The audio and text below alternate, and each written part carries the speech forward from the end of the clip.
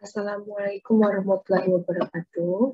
Saya Selasa Dharma Ulia MPC 0C1903 akan menjelaskan materi bab 5 yaitu transaksi entitas induk dan entitas anak pada persediaan dan jasa. Materi bab 5 ini lanjutan dari bab 4. Nah, tambahan yang di bab 5 ini berbicara tentang adanya transaksi yang melibatkan entitas induk dan entitas anak ketika sudah terjadi akuisisi atau kombinasi bisnis. Nah, setelah terjadi akuisisi pada 1 Januari 2015, maka kita berbicara tentang akuisisi yang terjadi selama tahun 2012 yang melibatkan antara PT Nusantara dan PT Andalas. Nah, pada bab ini berbicara tentang transaksi tentang antara induk dan anak, hubungan penjualan dan persediaan dan pemberian jasa kalau perusahaan pemberian jasa ini kalau perusahaan jasa. Nah, maka saat ini kita akan membahas transaksi antara entitas induk dan entitas anak. Dalam kaitannya penjualan persediaan dan pemberian jasa. Jadi ketika induk sudah mengakuisisi perusahaan anak, maka bukan berarti mereka tidak boleh melakukan transaksi antar mereka. Bahkan ini sangat banyak dan sangat mungkin muncul pada transaksi yang melibatkan induk dan anak. Karena salah satu motivasi yang dilakukan kombinasi bisnis itu salah satunya manajemen laba yang sudah kita bahas pada bab 1, yang riset mengatakan bahwa ketika terjadi kombinasi bisnis, aktivitas manajemen laba yang dilakukan grup tersebut juga akan semakin besar. Misalnya, induk menjual secara besar-besaran barang dagang kepada perusahaan anak karena ingin meningkatkan angka penjualan. Nah, karena akhir tahun penjualan itu dihitung ternyata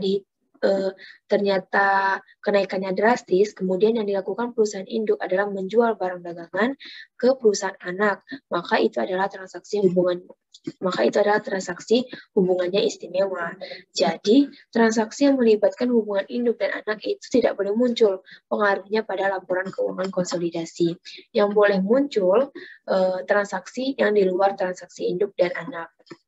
Nah, kemudian di bab 5 ini akan dijelaskan tentang laporan konsolidasi. Laporan konsolidasi yaitu laporan keuangan yang menyajikan informasi tentang kinerja dan posisi keuangan perusahaan termasuk arus kas dan suatu kelompok usaha. Bukan dari satu entitas tunggal, tapi dari kelompok usaha yang bergabung menjadi entitas tunggal. Nah, jadi, laporan keuangan konsolidasi mencerminkan adalah laporan keuangan dari entitas induk beserta entitas anaknya, tapi laporan keuangan yang digabung karena secara pelaporan induk dan anak adalah satu entitas pelaporan. Nah, itu kalau pencatatannya itu masih terpisah. Tapi, secara pelaporan, mereka adalah satu entitas yang bergabung dalam satu usaha. Transaksi yang terjadi antar perusahaan itu disebut transaksi dalam satu kelompok satuan usaha. Satu transaksi antar entitas pada suatu kelompok usaha, itu yang dikatakan pada PSAK 65 terkait pada transaksi induk dan anak. Baiklah, sekarang kita fokus di bab 5. Ini untuk transaksi entitas induk dan entitas anak dalam kaitannya dengan penjualan persediaan dan pembelian jasa.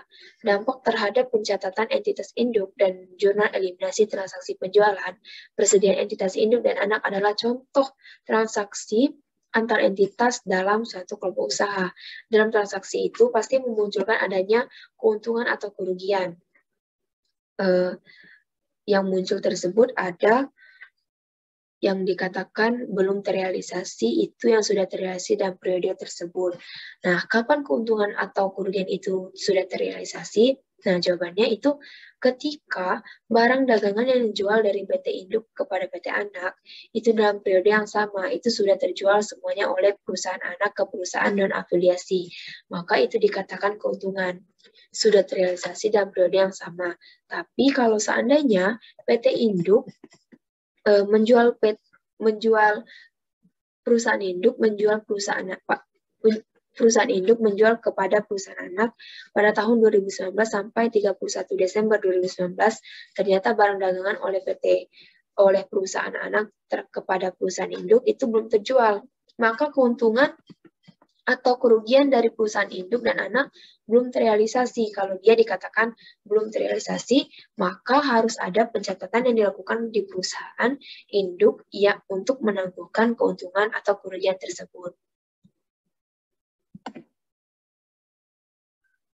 Jurnal eliminasi terkait transaksi jual beli persediaan antar entitas induk dan anak tergantung pada posisi persediaan pada akhir periode, ketika seluruh persediaan yang diperoleh dari induk sudah terjual ke perusahaan non-afiliasi. Maka ini akan terbagi menjadi 3 skenario.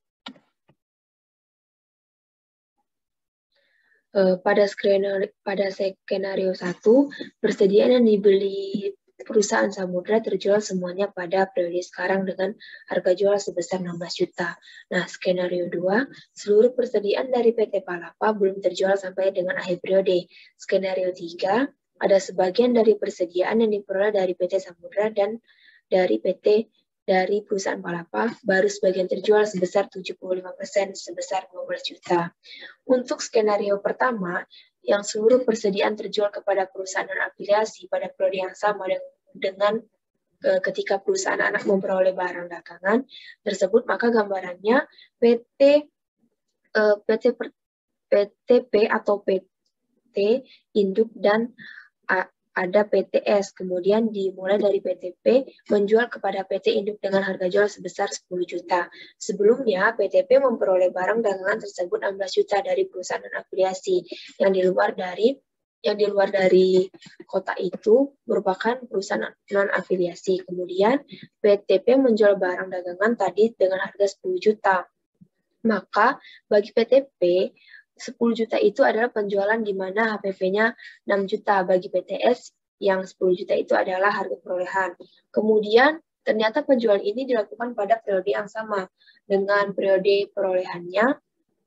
Maka, jurnal eliminasi yang dibuat untuk menghapus penjualan dan menghapus HPP. Nah, HPP yang boleh muncul dalam laporan keuangan konsolidasian adalah HPP ketika induk memperoleh barang dagangan tersebut dari perusahaan non-afiliasi. Penjualan yang boleh muncul dalam laporan keuangan konsolidasian adalah penjualan dari PT anak ketika menjual kepada PT non-afiliasi. Contoh, perusahaan Palapa memiliki 100% saham di PT Samudra selama tahun 2019. Terdapat transaksi penjualan persediaan dari PT Palapa sebagai perusahaan induk kepada PT Samudra sebagai perusahaan anak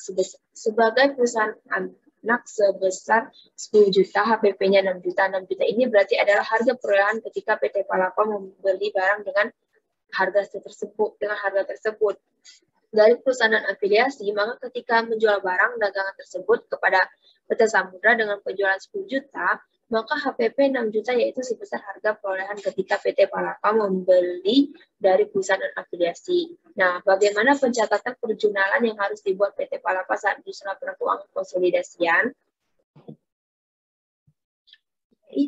PT Samudra menjual barang dagangan yang dia membeli dari PT Palapa itu seharga 16 juta. Maka pembukuan PT Samudra penjualan adalah 16 juta, sedangkan HPP 10 juta karena PT Samudra memperoleh barang dagangan tersebut dari PT Palapa dengan harga perolehan sebesar 10 juta.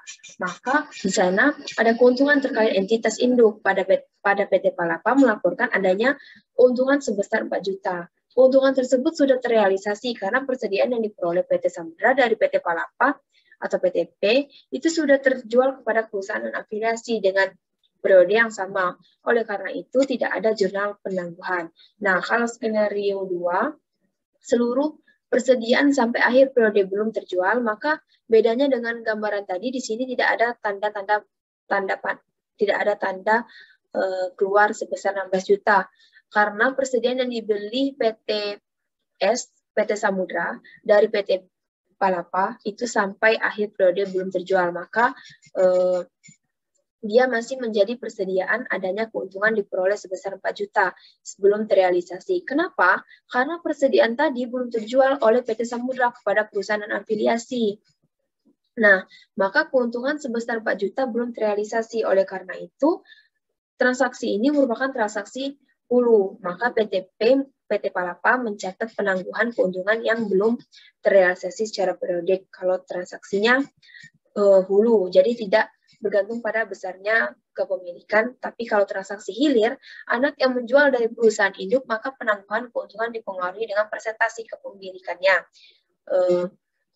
Pada skenario 3, maka PT anak tidak mencatat penangguhan sebesar 100% karena induk hanya memiliki saham dari PT anak hanya 75%. Maka yang boleh ditangguhkan itu adalah 75% dan 25%-nya lagi itu kepentingan non afiliasi. Nah, itu saja penjelasan dari saya materi bab 5. Nanti ada untuk selanjutnya itu ada materi bab 6 yang akan saya jelaskan selanjutnya. Baiklah, terima kasih. Lebih dan kurang saya mohon maaf. Wassalamualaikum warahmatullahi wabarakatuh.